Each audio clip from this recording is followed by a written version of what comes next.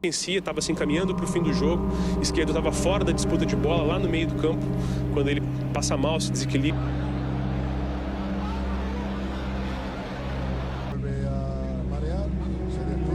Você já parou para pensar que durante 90 minutos, um estádio de futebol costuma ser um dos lugares mais barulhentos do mundo?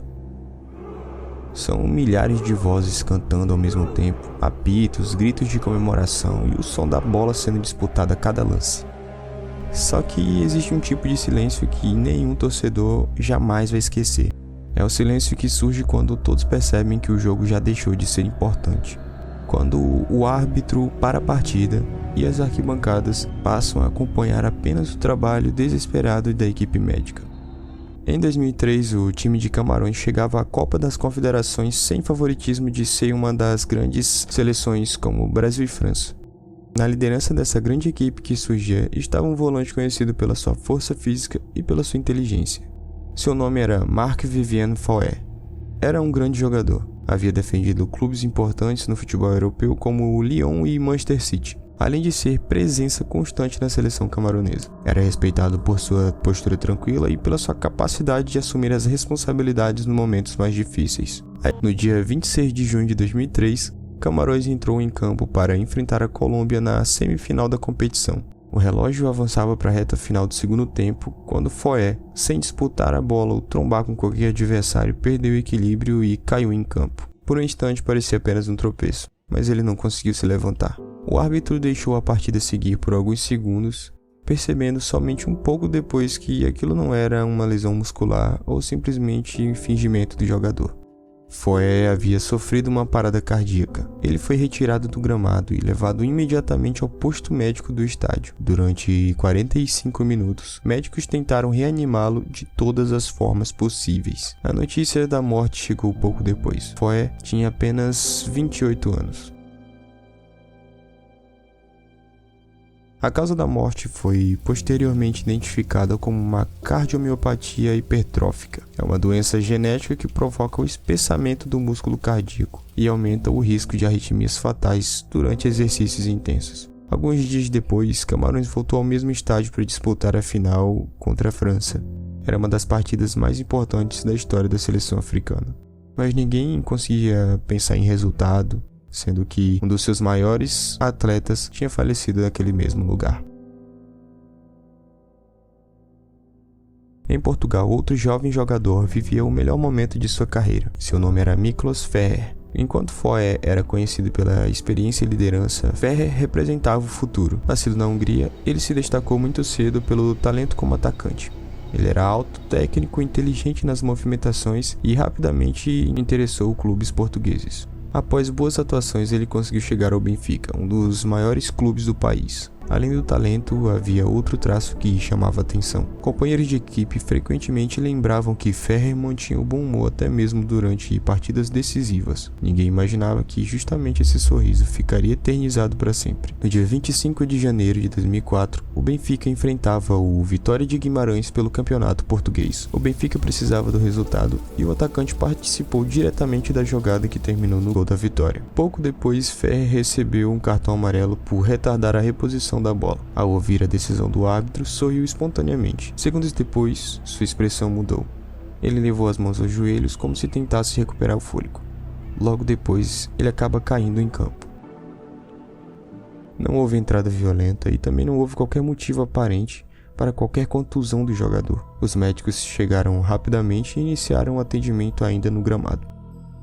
Logo depois, Ferrer foi retirado de campo e levado ao hospital. Horas depois, veio a confirmação. Miklos Ferrer morreu aos 24 anos. Logo depois, os exames revelaram que o atacante sofria de uma cardiomiopatia hipertrófica, mesma doença que havia tirado Marc-Vivien Foé meses antes. Seu último sorriso, registrado pelas câmeras poucos segundos antes do colapso, transformou-se em uma das imagens mais perturbadoras da história do esporte. Milhares de torcedores compareceram ao seu velório. E, para homenageá-lo, o clube Benfica aposentou a camisa número 29, eternizando a passagem de Ferrer na história do clube. No início dos anos 2000, o time brasileiro São Caetano viveu um dos capítulos mais improváveis da história do futebol brasileiro. Um clube de orçamento modesto alcançou a decisão da Copa Libertadores da América. Entre seus líderes estava Paulo Sérgio Oliveira da Silva, chamado Serginho, zagueiro experiente, capitão da equipe e dono de um estilo de jogo marcado pela entrega. Na noite de quarta-feira de 27 de outubro, enfrentaria o São Paulo no estádio do Morumbi. Mais de 20 mil pessoas acompanhavam a partida. Ao final, São Paulo acabou vencendo por 4-2, mas quase ninguém se recorda desse resultado, porque mais uma vez o futebol havia deixado de ser o assunto principal. Após 14 minutos do segundo tempo, Serginho caminhava próximo à área da defesa do São Caetano, quando simplesmente caiu desacordado no chão. A princípio, os jogadores imaginavam que fosse apenas um mal-estar, mas bastaram poucos segundos para que o desespero tomasse conta do gramado. Atletas do São Caetano começaram a fazer sinais desesperados em direção ao banco de reservas. Os médicos correram imediatamente e as câmeras registraram um estádio inteiro mudando de comportamento. As conversas desapareceram e os gritos foram substituídos por um silêncio absoluto. Ainda no gramado, Serginho recebeu massagem cardíaca e ventilação assistida. A ambulância entrou em campo instantes depois. A partida foi encerrada pouco depois. Não havia mais clima para continuar jogando. Mas antes de deixarem o gramado, os jogadores do São Paulo e do São Caetano se reuniram em um grande círculo no centro do campo. Ali, os adversários deixaram de lado qualquer rivalidade. Cerca de uma hora depois, veio a notícia que ninguém queria ouvir. Serginho havia morrido aos 30 anos. A causa foi uma parada cardiorrespiratória relacionada a uma doença cardíaca já pré-existente. Nos dias seguintes, o caso tomou conta dos jornais. Reportagens, entrevistas e investigações passaram a analisar o caso minuciosamente e descobriram um ponto que mudou tudo no esporte. Alguns meses antes da tragédia, exames cardiológicos já haviam identificado alterações no coração de Serginho. A grande dúvida era entender se aquelas alterações apresentavam risco suficiente para afastá-lo do futebol ou se ele poderia continuar seguindo sua carreira. Vários especialistas apresentaram opiniões diferentes. Enquanto muitos defendiam que os exames complementares permitiam sua continuidade como atleta, outros afirmavam que os sinais deveriam ter sido tratados como algo muito mais sério.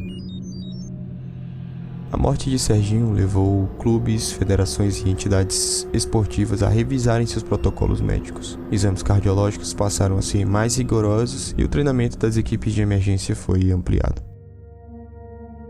Antônio Puerta nasceu em Sevilha e cresceu sonhando em vestir a camisa do clube em sua cidade. Ao contrário de muitos jogadores que passaram por diversas equipes até alcançarem o sucesso, Puerta percorreu praticamente todo o caminho dentro do próprio Sevilha. Sua capacidade de aparecer em momentos decisivos fez com que rapidamente ele conquistasse a confiança dos treinadores. Ele deixou de ser apenas uma promessa e se tornou um dos rostos da geração mais vitoriosa da história do clube. Era um momento de transformação. Aos 22 anos já havia conquistado títulos nacionais, títulos internacionais e começava a receber oportunidades na seleção espanhola. Fora de campo, sua vida também passava por um momento especial. Sua esposa estava grávida. No dia 25 de agosto de 2007, Sevilla estreava no Campeonato Espanhol diante do Getafe. Durante boa parte do primeiro tempo, Puerta participou normalmente da partida. Corria, marcava, apoiava o ataque, até os 35 minutos. Enquanto a bola ainda estava em jogo, o Antônio começou a perder o equilíbrio e caiu no gramado. Diferente dos casos anteriores, a equipe médica chegou rapidamente e conseguiu reanimá-lo ainda em campo. Alguns segundos depois, para o alívio de todos, Puerta se levantou e deixou o gramado caminhando. Muitos acreditavam que ele havia sofrido apenas um desmaio passageiro e a partida continuou. O Sevilla acabou vencendo por 4-1, mas longe dos olhares das câmeras, a situação voltou a piorar.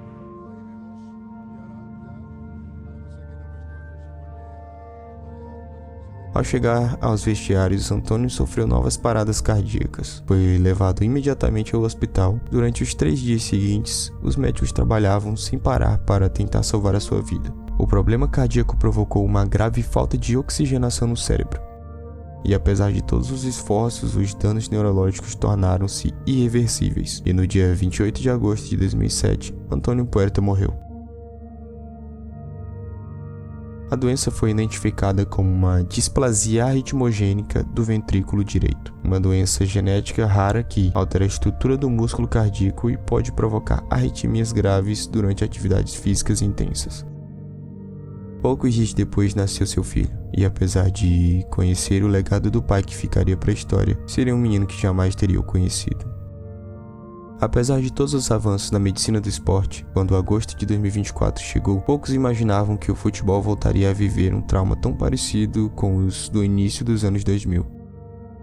O cenário era quase simbólico. O Morumbi, o mesmo estádio que 20 anos antes havia testemunhado a morte de Serginho. Na noite de 22 de agosto de 2024, São Paulo e Nacional do Uruguai disputavam uma vaga nas quartas de final da Copa Libertadores. O zagueiro Juan Manuel Izquierdo fazia uma partida segura. Faltavam poucos minutos para o fim quando seu corpo começou a dar sinais de que algo estava errado. Sem qualquer contato com outro jogador, ele cambaleou, tentou permanecer em pé, mas caiu violentamente para trás. Dessa vez ninguém demorou para entender a gravidade. As equipes médicas entraram imediatamente em ação. O protocolo era completamente diferente daquele existente 20 anos antes. Em poucos instantes, Izquierdo já recebia atendimento especializado. Ele foi levado para o hospital Albert Einstein, onde permaneceu internado em estado gravíssimo. Durante 5 dias, familiares, companheiros e milhões de torcedores acompanharam cada boletim médico com esperança. Infelizmente, a longa parada cardiorrespiratória provocou danos neurológicos severos. No dia 27 de agosto, Juan Manuel Izquierdo morreu. A notícia abalou não apenas o Uruguai, mas todo o continente. Izquierdo deixava para trás esposa e 2 filhos. O mais novo havia nascido poucos dias antes de sua internação. A morte de Izquierdo reacendeu uma discussão que acompanha o esporte há décadas, mas que ninguém consegue responder até hoje. Até onde vale a pena colocar o seu próprio corpo em risco em nome de um sonho? Desde muito cedo, os atletas aprendem que desistir não é uma opção, que tem que jogar com dor, esconder o desconforto, voltar antes do tempo durante uma recuperação de lesão e suportar o desgaste. Essas são atitudes que frequentemente são tratadas como demonstrações de coragem e compromisso. E essa é a mentalidade que transforma simples homens em grandes ídolos, mas que também pode fazer com que os limites do próprio corpo sejam desrespeitados. Eu acredito que na maioria das vezes não é por irresponsabilidade, mas sim porque quem dedicou a vida inteira a qualquer coisa que seja, quando a gente tem que se distanciar do sonho, parece ser mais difícil do que enfrentar qualquer risco. E esses atletas que faleceram só queriam honrar suas equipes, representar suas famílias e continuar fazendo aquilo que aprenderam a amar desde muito cedo. Filhos, pais, maridos, amigos, homens que carregavam sonhos, medos, planos e uma vida inteira pela frente. Apesar de ser um triste fim, eles escreveram seus nomes na história de seus clubes e até hoje são lembrados pelo exemplo de dedicação que deixaram para as próximas gerações, até o fim fazendo o que amavam. E acredito que esse é o legado que eles nos deixam.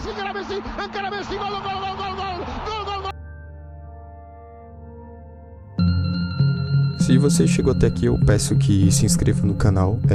Muita gente está assistindo alguns vídeos aí, mas não está se inscrevendo. Então eu peço que você se inscreva no canal, que você deixe a qualificação no vídeo, que é muito importante. Deixe sugestões de vídeos e desde já agradeço a todos que chegaram até aqui. E até o próximo vídeo.